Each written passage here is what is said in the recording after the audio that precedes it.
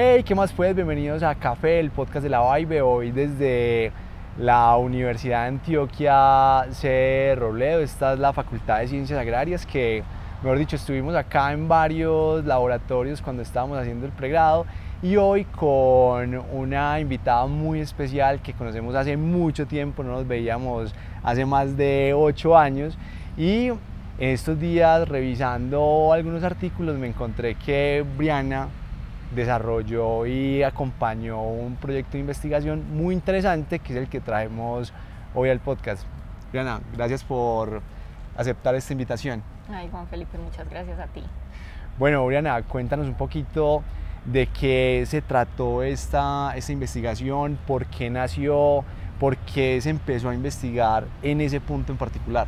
Bueno, entonces, pues inicialmente, nosotros reconocimos que esa pulpa de café es un desperdicio, es un residuo que puede ser contaminante, que ya se ha reportado que es uno de, digamos, de esos subproductos del café que más contamina las fuentes hídricas y que analizando o revisando un poco su composición veíamos que aportaba algo de nutrientes y que poco se utilizaba en alimentación humana y animal, o sea, incluso era más explorado en alimentación animal que en alimentación humana. Y que también, pues digamos que en las fincas pues lo utilizan mucho para la fertilización, pero que no hacían como mayores usos de esa pulpa, pues más allá de ser abono.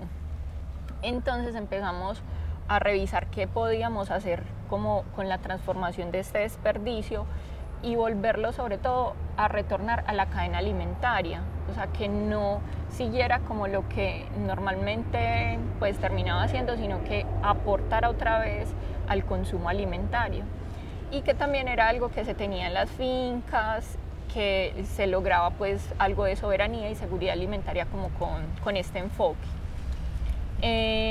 Bueno, empezamos a revisar pues como más del tema, revisar cómo se incluía esto como en la cadena alimentaria y finalmente así surgió digamos que el proyecto. Inicialmente nosotros no pensamos que fuera una harina de pulpa de café, sino que simplemente era como el diseño de un ingrediente de bajo costo, artesanal, que se pudiera producir en las fincas caficultoras, derivado de la pulpa de café. Esa era como la tesis. La tesis es, sí, bueno, ¿qué más se puede hacer con la pulpa para la alimentación tanto humana como animal? Sí. Esa era como la premisa. Exactamente. Bueno, finalmente escribimos el proyecto, pero necesitábamos un aliado porque pues nosotros estamos acá en la universidad, pero necesitamos ese aliado que estuviera en finca y así fue que hicimos pues un asocio con la Cooperativa de Caficultores de Antioquia. Entonces con ellos pues casi que ejecutamos el proyecto. El proyecto tuvo 3 grandes etapas. Una etapa inicial que era como la caracterización del conocimiento que se tenía relacionado con la pulpa de café, específicamente en mujeres caficultoras, sí, y que pues obviamente tuvieran esa afiliación con la cooperativa. Ahí nos dimos cuenta como de unas necesidades y las necesidades era que pocas mujeres sabían que la pulpa de café se utilizaba en la alimentación humana o en la alimentación animal, que cuando les decíamos pues o les preguntábamos si sabían que aportaba nutrientes, en su mayoría, más del 80% decía que no aportaba nutrientes. Y una de las preguntas que se le hacía era que si se desarrollaba un ingrediente alimentario, que en ese momento, como te decía, pues no teníamos el enfoque de la harina, sino como que si se desarrollaba un ingrediente alimentario derivado de la pulpa que aportara nutrientes, si ellas lo usarían. Y vimos que más del 90% tenía esa disposición. Qué chévere. Entonces dijimos, aquí sí, hay una posibilidad, ajá, ¿cierto?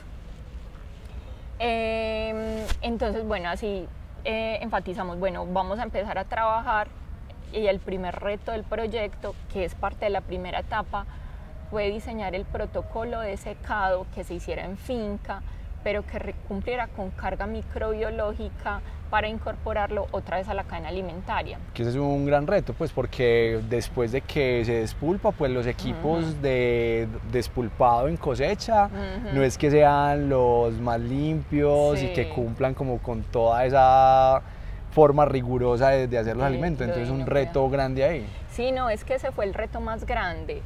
Y además porque, por ejemplo, en las fincas hay dificultades logísticas, entonces el manejo de animales, pues los equipos, los mismos caficultores, pues digamos sus condiciones, entonces la pulpa tenía una gran carga microbiana.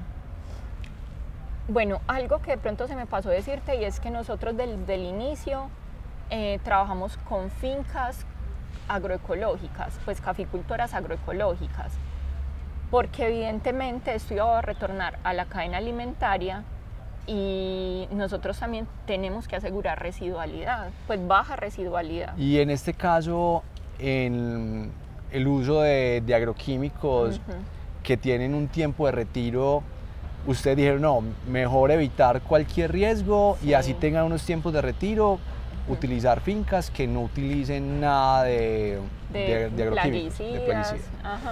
Entonces, digamos que trabajamos fue con fincas que tuvieran, pues que estuvieran con producción agroecológica, pues obviamente que hubiesen mujeres caficultoras. Y bueno, entonces en este sentido, entonces ese primer reto, los protocolos para secado.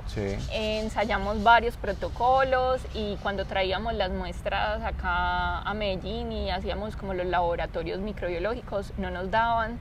Que hay que tener mucho cuidado también con el tema de la cereza de café deshidratada, que también es una tendencia de utilizarla y que se hacen bebidas directamente de esa cereza, pero ya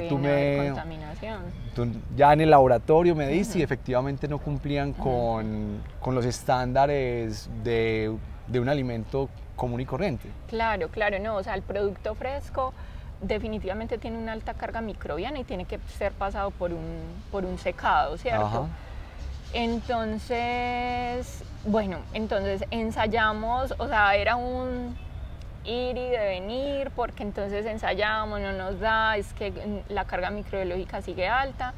Pero la carga después de secado, pues utilizaban marquesinas, camas africanas, ¿qué utilizaron? Entonces ensayamos primero al sol, porque como era algo artesanal, entonces pusimos varias horas de sol, pues 12 horas, 24 horas, 36 horas, utilizamos marquesina, 24 horas, 36 horas, incluso probamos con desinfectante, que la pulpa pasara por vinagre a una concentración pues que quedara de 400 partes por millón y posteriormente secado al sol, que era lo que consideramos que era más fácil para cualquier finca. Sin embargo, las únicas que cumplieron después de esos ensayos, pues de estos protocolos, fue marquesina, o sea que otro, digamos, pues por así decirlo, requisito como para este proceso era el uso de la marquesina, entonces tenía que ser una finca agroecológica, que tuviera mujeres caficultoras, pero también que tuviera marquesina. Ya entonces teníamos el protocolo que cumplía carga microbiológica, lo ensayamos en varias fincas y definitivamente dijimos cumple, ¿cierto? Y el protocolo era marquesina, un determinado tiempo pues, y algunas temperaturas que tenía que alcanzar en el secado, ¿o era indiferente? No, era indiferente. O sea, ya sabíamos que con marquesina a determinado tiempo cumplía carga. Bueno, posteriormente ya pues sí nos trajimos la pulpa acá para el laboratorio, de alimentos ya seca. Y como nuestra idea era un ingrediente alimentario, pero no teníamos, o sea, sabíamos que lo más común era pulverizados, pero incluso nosotros en su momento, cuando empezamos a hacer ensayo del ingrediente, pensamos era en extracto, o sea, algo acuoso, para incluir a los alimentos. Pero entonces hicimos como con esa pulpa, algunos ensayos en agua, algunos ensayos en aceite, y definitivamente en aceite no daba, ¿cierto? Entonces, bueno, algo con medio acuoso, pero después la incorporación fue muy difícil. Entonces dijimos, no, nos va a tocar hacer pues lo que se hace comúnmente, que es el pulverizado.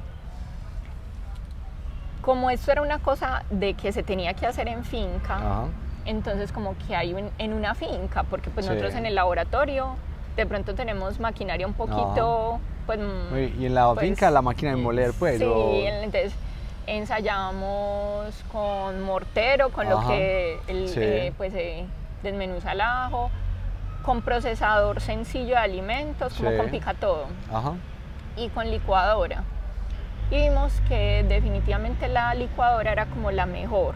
Sí. Entonces dijimos, no, pues la licuadora casi que todas las fincas la tienen, pues eso se tiene que pasar por un sedazo porque sale una harina gruesa y una harina fina, y finalmente se utiliza la harina fina, no la harina gruesa. Nosotros con esas harinas hicimos también ensayos para ver cuál era la mejor en incorporación, y seguía siendo, o sea, esa harina fina. Ajá. Entonces ya nos quedamos, bueno, el ingrediente es la harina fina, y ese ingrediente lo caracterizamos completamente. Entonces le hicimos otra vez en microbiología, le hicimos bromatológico, es decir, composición nutricional de Sí. macro y micronutrientes, hicimos residualidad para asegurarnos de que no tuviera carga de plaguicidas, herbicidas, fungicidas. Le hicimos también análisis de compuestos fenólicos, pues pensando en esas sustancias, digamos, fitoquímicas o bioactivas. Le hicimos también análisis de micotoxinas, que pues son unos tóxicos que producen los hongos. Ajá. Y que pueden estar en el café. Sí, toxinas tipo A y toda la cosa. Sí, entonces pues dentro de las micotoxinas están aflatoxinas. Ajá. Y ocratoxinas, que Sí. fue las que revisamos. Y también hicimos potencial antioxidante de esa harina, o sea, le hicimos una caracterización completa. Bueno, y en esa caracterización, ¿qué encontraron? Pues, ¿qué nivel de antioxidantes tenía? ¿Qué otros nutrientes potenciales encontraron? Entonces, bueno, digamos que ahí nos dimos cuenta, bueno, cumple con microbiológicos y cumple con baja residualidad. Entonces, bueno, cumplíamos como con cosas para incorporarlo a la cadena alimentaria. Julián, entonces me estabas contando sobre lo que encontraron cuando le hicieron todo el análisis nutricional y qué potencial antioxidante, qué otros nutrientes encontraron potenciales ahí. Bueno, entonces ahí nos dimos cuenta de que el aporte nutricional, digamos que hacía algo de aporte de proteína, más o menos era un 11% en esa harina. Tenía un alto aporte de fibra, sí. 44%, es un muy buen aporte. Bueno, el aporte de grasa era muy bajo, sí. Y dentro de micronutrientes, sobre todo aporte de potasio, algo de fósforo, algo de hierro. Sin embargo, pues digamos que no era una fuente significativa de micronutrientes más allá del potasio. Sí. Entonces dijimos, pues está aportando nutrientes. No es algo que uno diga, pues es que es la panacea en nutrientes, pero pues es un producto que está en finca, que aporta algo, que puede fortalecer algunas recetas convencionales. Y comparativamente con la harina de trigo, en ese tema nutricional, ¿hice alguna comparación o no? Sino que es que es muy difícil compararlo, o sea, no es que sea difícil, sino que es que la harina de trigo viene fortificada. Ajá. Entonces uno dice, pues realmente por la fortificación que hacen de la harina de trigo, pues a nivel de micronutrientes será siempre más alta la harina de trigo. Sí. Digamos que en macronutrientes, si se compara pues esta harina, pues que sería más bien un pulverizado de esa pulpa, pues estará haciendo un mayor aporte de fibra y un mayor aporte de proteína. Sí. Pues digamos que en la proteína no hay tanta diferencia, pero en la fibra sí será la mayor diferencia. Ajá. Entonces uno podría decir que sí, pues tiene ventajas sobre la harina de trigo en aporte de fibra, sí.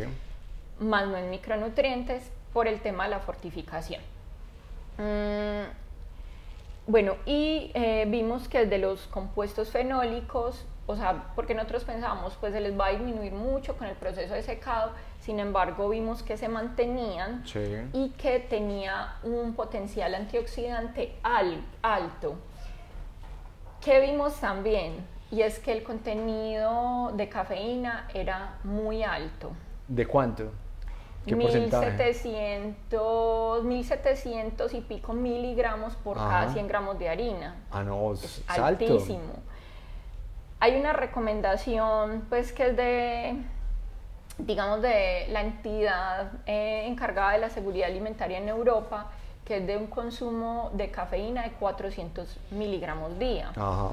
Entonces, esto ya nos ponía como en otra posición, y era que teníamos de algún modo que poner un límite de consumo de este pulverizado, y pues haciendo como los cálculos era 23 gramos día, es decir, pues basado digamos en lo que se recomienda para la cafeína. Entonces 23 gramos día se podría consumir de este pulverizado basado en el nivel de cafeína. ¿Por qué? Porque era alto. Y se vuelve muy interesante porque se puede convertir en un alimento funcional. Por ejemplo, para los deportistas que necesitan para sus fondos cafeína, o que necesitan este aporte, en vez de tomarse un gel que le va a aportar eso, pues mejor un tema natural y que viene directamente desde un subproducto del café. Sí, sí, o sea, hay unos, pues digamos, otra forma de verlo, y es esa cafeína también en otros grupos poblacionales o en otras condiciones de salud puede, digamos, aportar, pero nosotros pues digamos en el proyecto que estábamos trabajando era con familias, pues sí pusimos como ese límite. Sí. Bueno, posterior a esto, que era ya como la segunda etapa, o sea, ya habíamos desarrollado y caracterizado el ingrediente. Sí. Antes de pasar a la segunda etapa, en tema de antioxidantes, me dices que encontraron un nivel alto, pero un nivel alto comparado con la bebida o comparado con otros alimentos que tienen antioxidantes.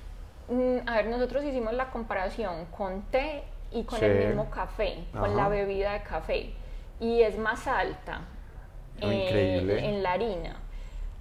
Pero, o sea, uno entiende, o sea, es que una bebida normalmente es una dilución de un agente sólido, pero aquí estamos hablando de un agente sólido, o sea, era lógico que presentara un mayor nivel de antioxidantes y digamos, un perfil antioxidante, sí, más alto.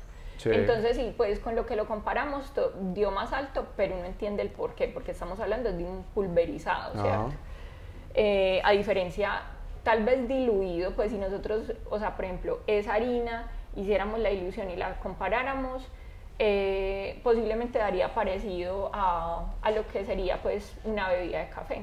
Sí, pero igual lo que se utiliza, pues lo que se llevó a cabo fue la harina como tal, que ahí está todo ese potencial antioxidante intacto. Sí. Bueno, y que también, por ejemplo, ese proceso de secado que se hace en finca, que te decía que fue un poquito complejo llegar a él, o sea, realmente no representa pues como un alto aporte de calor, que eso es lo que más desintegra los compuestos fenólicos, que son los que tienen el potencial antioxidante. Muchas de las harinas comerciales lo que hacen es utilizar, por ejemplo, secadores, hornos, y obviamente el calor de estos equipos pues sí puede degradar un poquito más los compuestos fenólicos. Entonces, bueno, también veíamos que el mismo proceso, que era un proceso como artesanal, pues podía conservar más esos compuestos antioxidantes. No, y además que el secado en marquesina tiene tiempos de descanso en la noche o cuando hay mucha nubosidad, y eso además que también puede aportar a que se conserven esos elementos. Sí, claro. Bueno, y entonces ahí te estaba comentando entonces la segunda etapa del proyecto, y ya pasamos a la última. Esa última etapa consistió, teníamos ya el ingrediente, sabíamos que podía incorporarse, entonces ya fue como la incorporación. Nosotros inicialmente con las mujeres caficultoras, en esa primera encuesta que les hicimos, les preguntamos como en qué posibles preparaciones ellas pensaban que se podría incorporar algo derivado de la pulpa de café. Y casi todo lo que ellas nos nombraron fueron cosas como dulces. Entonces aparecía mucho, frecuentemente, como la galleta, pues que el uso, pues la aromática, o pues como postrecitos. pero nosotros sí queríamos que fuera en recetas cotidianas, pues, y montañeras, ¿cierto? O sea, Sí. como una receta, las recetas que se hacen comúnmente en fincas. Entonces empezamos a hacer un listado, pues, de lo común que hay en fincas. Entonces, que los frijoles, que el frijol cargamanto, que el frijol blanquillo, que la sopa de lenteja, que la sopa de pasta, que las mismas pastas, que el guiso, que el arroz, que las arepas. Entonces dijimos, a esas son, pues que carne desmechada. Entonces dijimos, a esas preparaciones es donde hay que agregar Sí. esa harina. Ajá. Y de pronto sí, esas opciones que nos habían dado las mujeres, pues incorporarlas, que habían pues algunas opciones de panadería. Entonces, bueno, hagámoslo en pan, que si bien no es algo frecuente en una finca, pues de pronto lo harán de Ajá. vez en cuando. Sí. Lo mismo con las tostadas, con las galletas, pues que puede que no sea frecuente, pero de vez en cuando lo harán.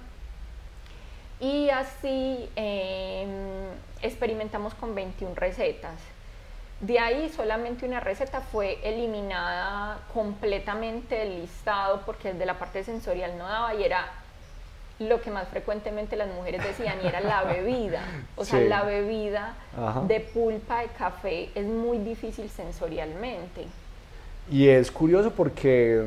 Es lo que más... Exacto, lo que más se comercializa y lo que más se ve en tiendas de café de especialidad es la pulpa o la cereza de café deshidratada, y se hace una bebida que es aceptada por los clientes. Claro, claro. Pero nosotros, pues igual aquí estaba diferente porque era la harina, Ajá. ¿cierto? Nosotros pensábamos como si fuera, sí, hacerle como la ilusión, pero Sí. no, o sea, sensorialmente no dio, esa sí la Ajá. eliminamos. Al resto de recetas tuvimos que estandarizarla, es decir, probar, hacer varias pruebas.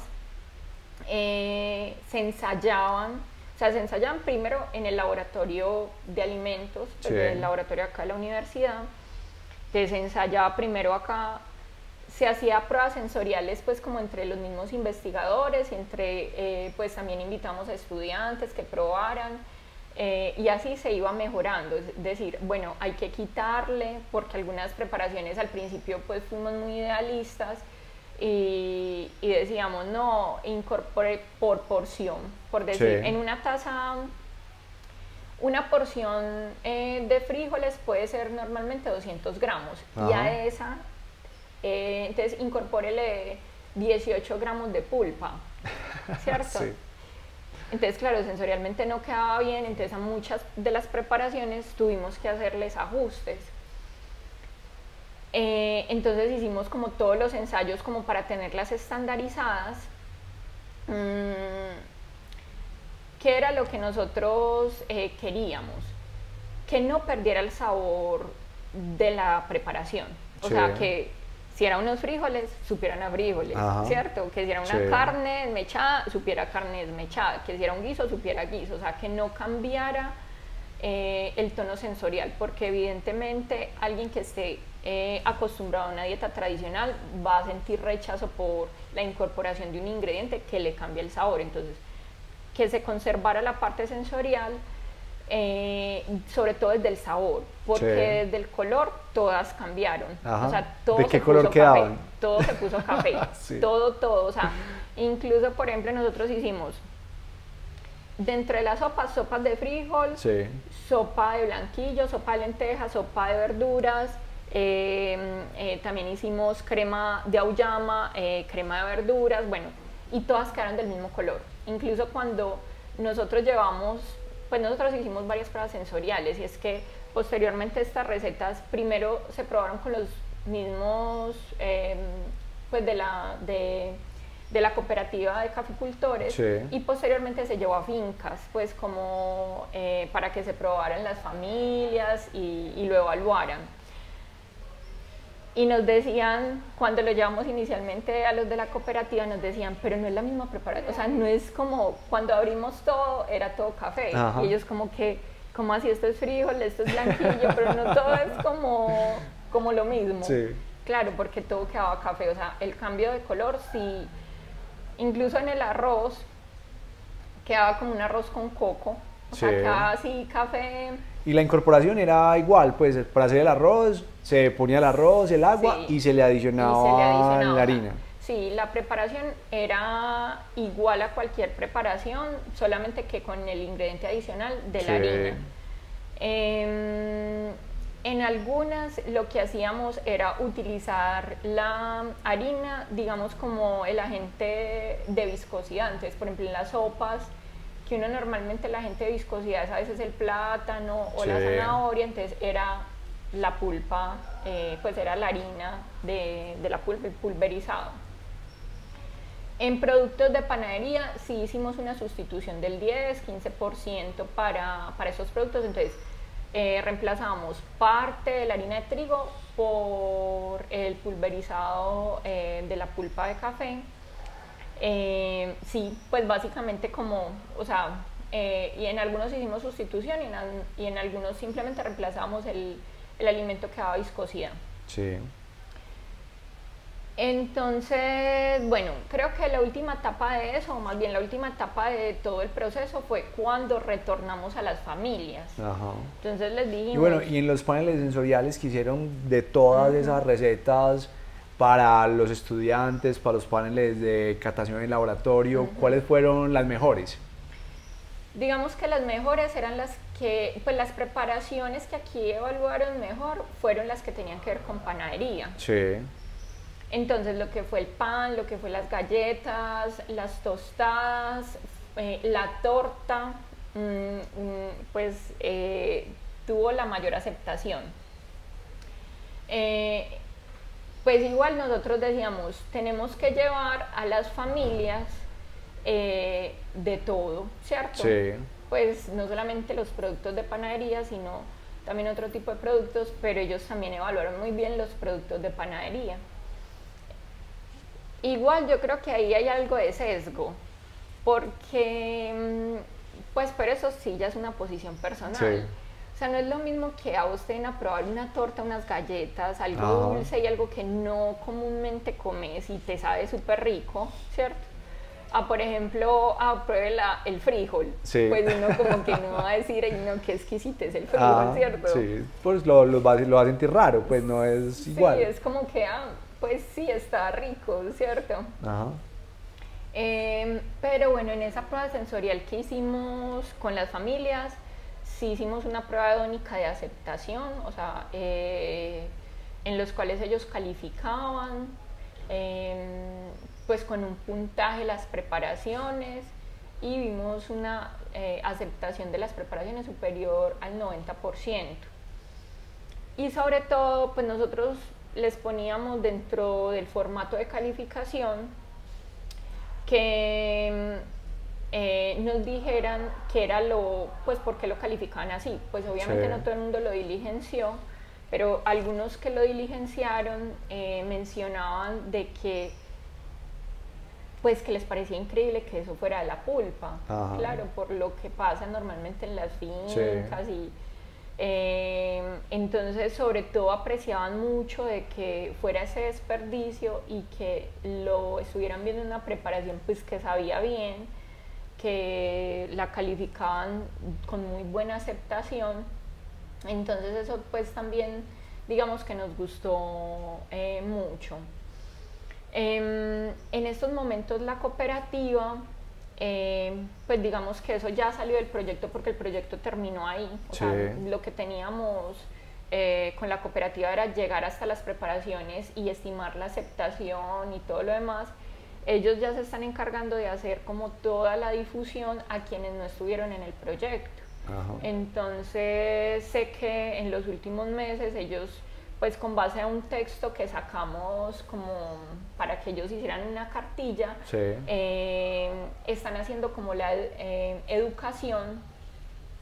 Ellos pretenden también con eso que haya algún tipo de emprendimiento Ajá. dentro de las mujeres y no solamente para fabricar pues el pulverizado, sino que también las mismas preparaciones, ¿cierto? Sí, claro. Y vamos digamos como en ese proceso. Bueno, y desde que empezó el proyecto hasta que terminó por parte de la universidad, ¿cuánto tiempo tomó todo eso? El proyecto tuvo una duración de 18 meses.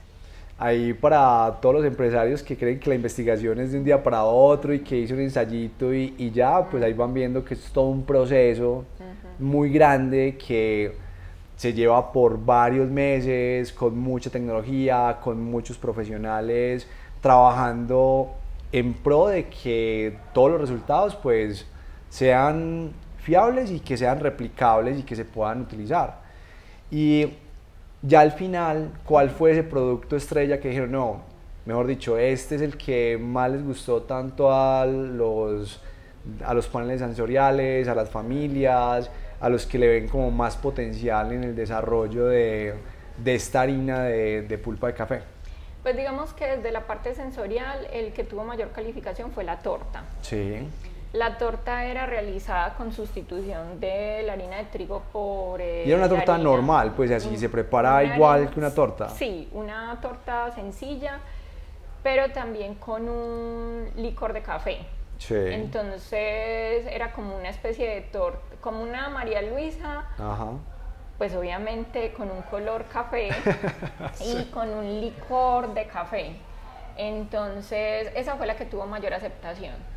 Y ahí la sustitución fue de un porcentaje de cuánto con harina de pulpa de café. Pues normalmente esos productos fue entre 10%, no más allá de eso. Cuando se subía más, ¿qué pasaba?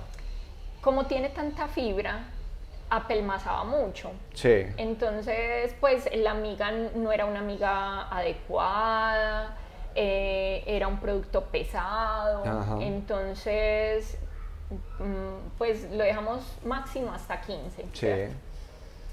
Bueno, se me olvidó contar algo de la última etapa, y es que nosotros a las recetas le hicimos análisis nutricional. Sí. A 2 recetas, que fue a la torta y al pan, que sí, fueron las de mayor calificación, le hicimos otra vez potencial antioxidante, y le hicimos pues bromatológico completo. Entonces, digamos que ahí nos dimos cuenta de que la pulpa sí aportaba, o sea, cuando nosotros hacíamos el análisis de la harina decíamos, bueno, realmente el aporte nutricional pues no es tan alto. Sí. Digamos que lo que más aporta es fibra y algo de proteína, pero cuando ya uno lo veía incorporado en una preparación, pues obviamente las preparaciones van a tener diferentes nutrientes, pero creo que ahí se veían las mayores ventajas, porque claro, por ejemplo, si una preparación de unas galletas aportaba por porción 3 gramos de proteína, con la pulpa ya aportaba 4.5. Entonces ahí ya digamos que se volvía un poquito más representativo el aporte de nutrientes, más que mirarlo aislado, ¿cierto? Ajá. Como solo. Y el aporte de fibra de todas las preparaciones fue un aporte de fibra adecuado. Claro, pues como todas tenían la pulpa, entonces ese aporte de fibra fue, digamos que importante en las preparaciones. Entonces ahí nos dimos cuenta de que realmente sí se podía aportar a la seguridad alimentaria, pues evidentemente como estábamos trabajando con mujeres, pues históricamente las mujeres y sobre todo mujeres en ruralidad son las que más son afectadas por el tema del hambre, pues por la inseguridad alimentaria. Entonces bueno, ahí vimos como grandes ventajas del proyecto. Y al final, cuando le hicieron ese análisis al pan y a la torta en cuanto a cafeína y antioxidantes, ¿qué encontraron? Bueno, en cuanto a la cafeína, pues con las preparaciones no se disminuye. Ajá. El potencial antioxidante, obviamente con procesos de horneado, sí se va a disminuir. Ajá. Entonces, digamos que las preparaciones tenían algo de potencial antioxidante, pero no era lo mismo. Sin embargo, pues ese no era nuestro fin. O sea, ¿qué podemos decir de las preparaciones? Hacen algo de aporte de potencial antioxidante, porque igual en todas las preparaciones hubo cocción. Pero igual comparado con una torta normal que no aporta, pues esta aporta un poco. Y sí o sí, pues el que se come una torta de esas va a tener el efecto de la cafeína que tiene el... Sí, pues nosotros estimamos como, a ver, digamos que la incorporación de la harina fue tan diferente en todas las preparaciones Nosotros estimamos que si alguien, pues digamos que realiza esto en su finca y la incorpora a las preparaciones comunes, podría incorporarla más o menos entre 3 y 4 preparaciones para llegar al límite de esos 23 gramos, Sí. porque hay preparaciones que, por ejemplo, por porción se incorporan nada más 3 gramos, hay algunas que son 6 gramos, en algunas hasta, pues lo máximo 12 gramos por porción. Sí. Entonces, pues como varía tanto, decíamos por ahí unas 3, máximo 4 preparaciones. Entonces, digamos que en las comidas principales se consuma algo con esta harina, pues de la harina que se fabrica en la finca,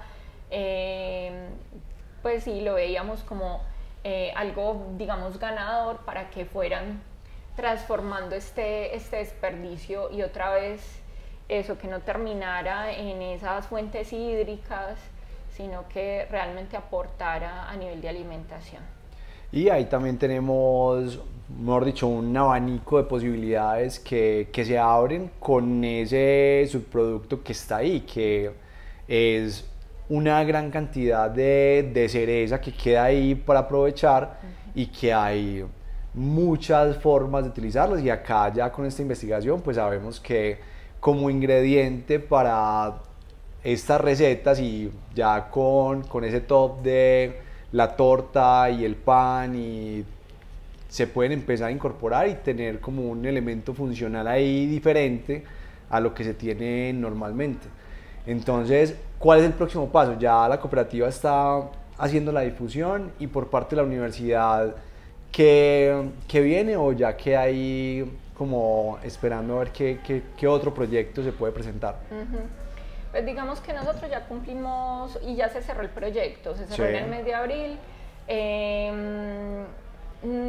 O sea, nosotros tenemos una proyección, pero digamos que eso va a ser más a largo plazo en la medida de que las familias sí hagan como, pues sí, como la incorporación o el uso de la harina, porque ya queremos mirar efectos en salud. Por ejemplo, si en una familia se consume realmente el pulverizado, si puede tener efectos eso en salud a nivel, por ejemplo, de hipertensión, de dislipidemia, respecto a familias que no lo incorporen, pues obviamente eso sí necesita un control muy grande en investigación, pero creo que eso, porque ya tenemos la caracterización de la harina, vemos Sí. que se puede incorporar, pero finalmente eso, ¿qué impacto tiene en salud? Sería importante evaluarlo.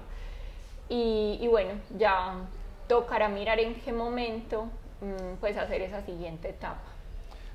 Maravilloso, Oriana, muchísimas gracias por este espacio, por contarnos todo esto, y ahí ya a los empresarios cafeteros que nos están viendo, escuchando, pues ahí se les abre un panorama de lo que se puede hacer, porque como me comentabas ahora, la idea de la cooperativa es que salgan emprendimientos a raíz de esto, y ya en todo el mundo se están utilizando sus productos, pero qué bueno que sea desde un país de origen, que tenemos acá la materia prima para desarrollar este tipo de productos y ver todo el potencial que tienen. Entonces, si tienen preguntas, si tienen comentarios, si quieren saber algo más, pues ahí nos escriben en cualquiera de nuestras redes, que cualquier cosa que quieran conocer más allá, pues le preguntaré a Oriana de la información que nos pueda compartir, y ahí estaremos súper pendientes. Oriana, muchísimas gracias. Ay, muchas gracias a ti. Que estén muy bien y que tengan Saludos. muy felices cafés.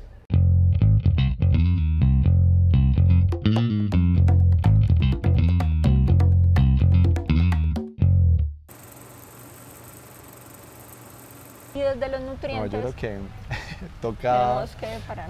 Sí, yo creo que acá ya nos vamos a mojar.